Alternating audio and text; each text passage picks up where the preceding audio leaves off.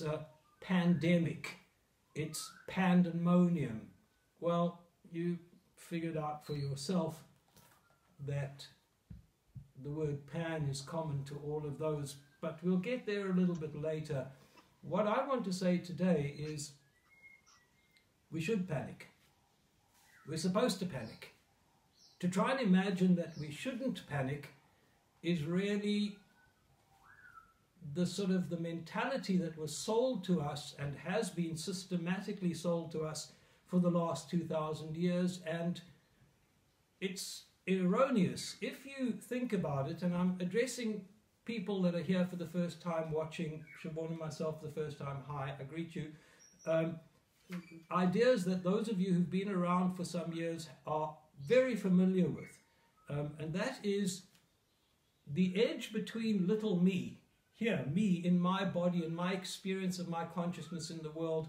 I'm really little and I've got a permeable skin, and almost anything can come at me from the world at almost any time.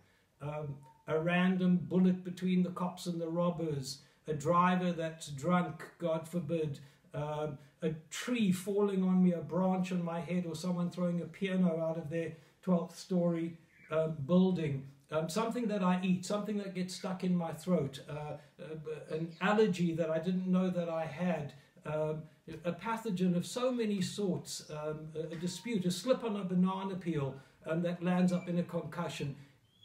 My entire life, literally from the moment I'm born, actually even in the womb, but from the moment I'm born and I have to breathe by myself, until the moment that my body's life ceases, is a constant tension between little old me and the everything else in the universe. And that state of tension is a dynamic tension, and we experience it in our body as panic. And that is correct. That is the right response.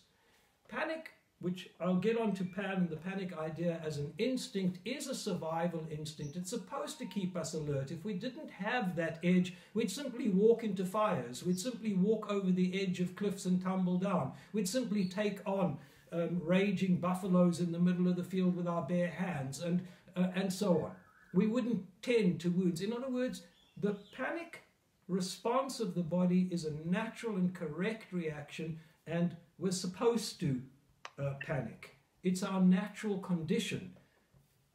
I don't want to use a phrase like low-grade panic, high-grade panic, just a state of anxiety, a certain tension, a dynamic tension, a healthy, creative, dynamic tension, which is our natural position. But we have a problem. And the problem that we have is that for the last 2,000 years, systematically and incrementally, we have pushed away any feeling of chaos, any feeling of panic. Chaos has become the devil. It is the devil to scientists. The one thing that a scientist cannot allow is chaos.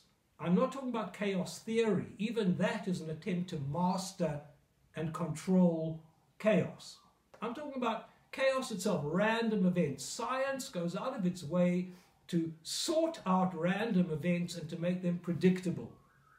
So that dreams, from the time of Calvin and Hobbes, from the time of Calvin and Luther, dreams became the devil was visiting you.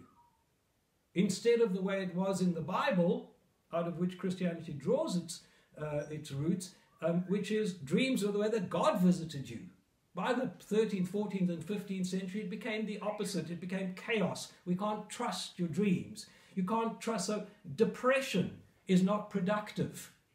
Well, we have a different view of that, and I don't want to go into the Jungian view of a renewal of personality and a going down into one. The idea of going down into one depths became something that had to be defended against. It's not productive. Fear has to be overcome by heroic action. We have to treat your depression, clear the swamp, kill the dragon, chop down the wild forest. Anything that can't be controlled and managed must be managed. That's what we've done for the last few thousand years.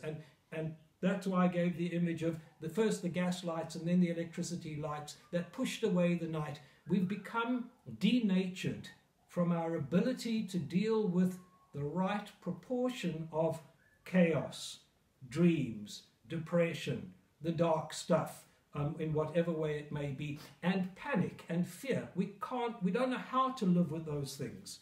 And so our society has gotten to the place where we want to reduce stress and tension and depression and excitement, unless it's mediated excitement that's controlled by who's determining what excitement should be. We've pushed aside wildness, raw emotions, real creativity. Ecstatic experiences have been reduced to taking ecstasy. Passion has been pathologized into fashion and retail therapy. And enthusiasm, and the word means the visitation of the gods, has now been reduced to whatever is trending.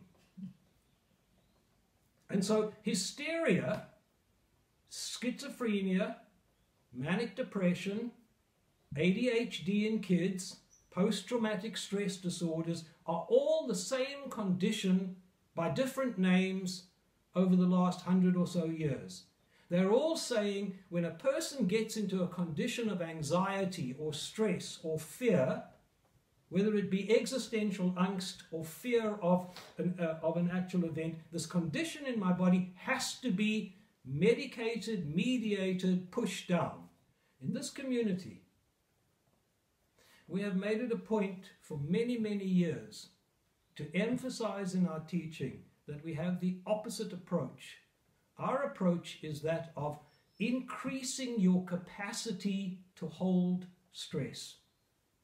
It's not about reducing stress, which society thinks is the big thing, everything to calm you down. We would rather say, since it's a natural condition, we would rather train and teach you to expand your capacity to hold more and more and more of your natural stress condition. We need to increase your capacity for anxiety and for passion, not to reduce it. This is not just a teaching in this community.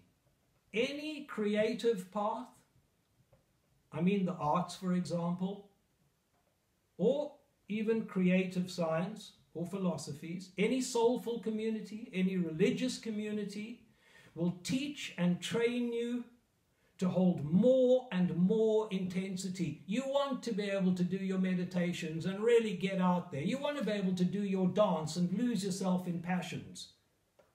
You want to be able to do whatever it may be, creatively, artistically, religiously, spiritually, soulfully, intensely.